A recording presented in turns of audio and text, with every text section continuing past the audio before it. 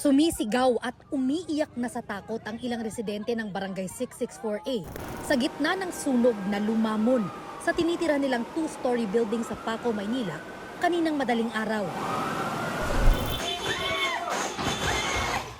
Maririnig pa ang ilang pagputok mula sa sunog. Nabalot ng makapal na usok ang lugar. Nasa 10 pamilyang nawala ng tirahan ayon sa Bureau of Fire Protection.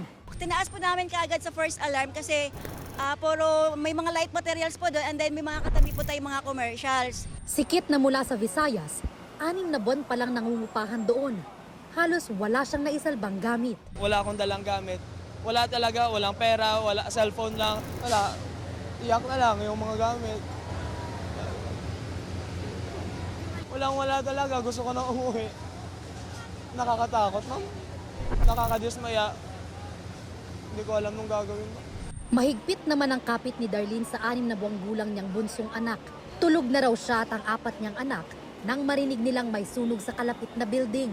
Kaya kahit hindi pa inaabot ang bahay nila, lumikas na agad silang mag-iina.